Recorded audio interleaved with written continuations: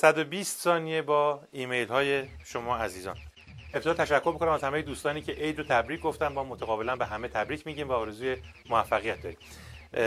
دوستان گرامی علیرضا، علی نژادی، حسن هادی و پاتریس، خیلی ازتون ممنونیم به خاطر فیلم ها و نوشته های طنز جالبی که فرستاده بودید. مجید ساعتچی کلیپایی که فرستاده بود دستمون رسید، ممنونیم. علیرضا عکسی که ملاحظه می‌کنید فرستاده، نوشته که بر سردر باغ وحش تهران نصب شده بود که روش نوشته مقدم طلاب حوزه علمی قم رو به باغ وحش گرامی می‌داریم. علیرضا در کنارش اضافه کرده که همونجا نگهشون داریم.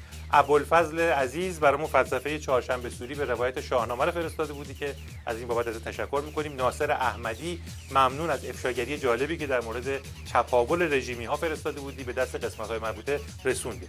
دوست گرامی زهران نیلی، ممنونیم بابت تصاویر بسیار زیبایی که فرستادید، حتما به شکل مناسب استفاده خواهیم کرد. علیرضا از آبادان نوشته که تشکر بابت خبر تو خبر سال که این واقعیت رو به رسمیت شناخت که برزیل قبلا بخشی از آبادان بوده و سطح بالای تکنیکی فوتبالیست‌های برزیلی ناشی از همین امر است. مرتضی از مجارستان، خیلی ممنونیم از لطف در مورد برنامه. تلاش می‌کنیم که شایستگی لطف تو و سایر هموطنان عزیزمون رو که ما رو خجالت دادن به دست بیاریم. در مورد طنزهای زباله احکام و ملا حسنی و طنزهای مربوط به آخوندهای رژیمی که نوشته بودی، چشم، حتما تلاش می‌کنیم که در سال جدید هرچه بیشتر به این موضوعات بپردازیم. اون کلیپایی هم که خواسته بودی برات ارسال کردیم.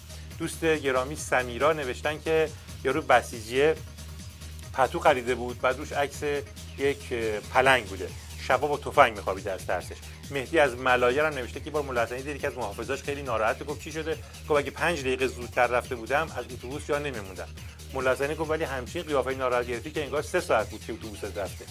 مهدی درخواست کرده که در سال جدید از ملا حسنی و سایر امام جمعه‌های رژیم طنزهای بیشتری پخش کنیم. ما گفتیم به چشم.